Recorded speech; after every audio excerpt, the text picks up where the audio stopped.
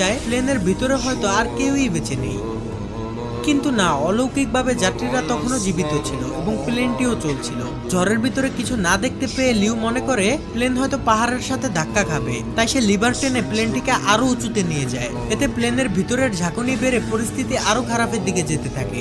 লিউর মাথায় তখন একটা জিনিসই ঘুরছিল যে প্লেনের মধ্যে থাকা 19 জন যাত্রী এবং সে সহ 9 জন ক্রু মেম্বারের জীবন এখন তার হাতে, অর্থাৎ 128 জন মানুষের প্রাণ হাতে নিয়ে লিউ তার সম্পূর্ণ অভিজ্ঞতা দিয়ে প্লেনটিকে কন্ট্রোল করতে থাকে। মৃত্যুকে কাছ থেকে দেখা যাত্রীগুলো এখন তাদের মনের কথা বলতে শুরু করে। অনেকে এই জীবনের শেষ ভিডিও বানায় তাদের প্রিয়জনদের জন্য। আর কিছুক্ষণের মধ্যেই প্লেনটি ঝড় থেকে বের হয়ে আসে।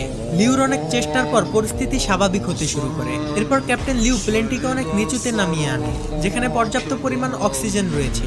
এরপর সকল পাইলটরা ভালোভাবে দেখার জন্য অক্সিজেন মাস্কটি খুলে ফেলে। ঠিক তখনই চ্যাংডু এয়ার কন্ট্রোল সেন্টারের রাডার প্লেনটিকে আবার ডিটেক্ট করে ফেলে। এটা দেখে কন্ট্রোল রুমে থাকা সবাই খুশি হয়ে যায়। তারা যেন বুক ফুলিয়ে শান্তির নিঃশ্বাস নেয়। এমনকি কন্ট্রোল রুমের সাথে প্লেনের রেডিও কানেকশনও ঠিক হয়ে যায়। এমন ভয়ঙ্কর অবস্থা থেকে ফিরে আসা কন্ট্রোল রুমের কেউই যেন কল্পনা করেনি। যাই হোক, রেডিও কানেকশন ঠিক হওয়াতে ক্যাপ্টেন লিউ আবারও কন্ট্রোল রুমের সাথে যোগাযোগ করতে সক্ষম হয়। কিন্তু উইন্ডো শিল্ড ভাঙা থাকার কারণে প্রচন্ড বাতাসে পাইলটদের কথা কন্ট্রোলাররা বুঝতে পারে না। কিন্তু কন্ট্রোল রুমের কথা যেহেতু তারা শুনছিল, তাই কন্ট্রোল রুম থেকে তাদেরকে ইমার্জেন্সি ল্যান্ডিং করতে বলে।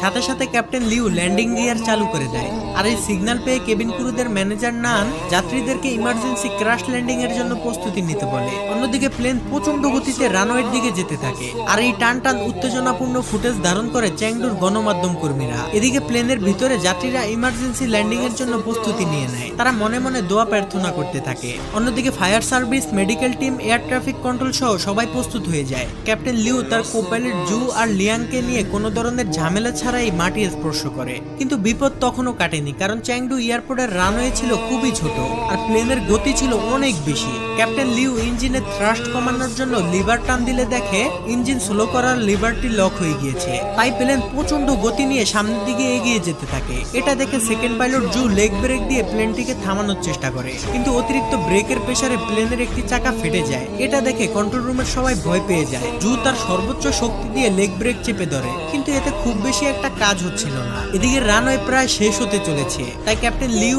জু আর লিয়াং মিলে তাদের সর্বোচ্চ শক্তি দিয়ে ইঞ্জিন স্লো করার লিভারটি টেনে ধরে। এরপর তারা বহু কষ্টে রানওয়ের একদম শেষ মাথায় গিয়ে প্লেনটিকে থামাতে সক্ষম হয়। এটা দেখে কন্ট্রোল রুমের সবাই খুশি হয়ে যায়। এমন অসম্ভবকে সম্ভব হতে দেখে তাদের চোখে পানি চলে আসে। আর গণমাধ্যম কর্মীরা তো খুশিতে লাফাতে থাকে। এদিকে মৃত্যুর মুখ থেকে ফিরে আসা যাত্রীরা তো খুশিতে কেঁদে ফেলে। তারা চিৎকার করে এই আনন্দ একজন অন্যজনের সাথে ভাগাভাগি করে নেয়। এরপর ক্যাপ্টেন লিউ মাইক নিয়ে সকল যাত্রীদের উদ্দেশ্যে ক্ষমা চায়।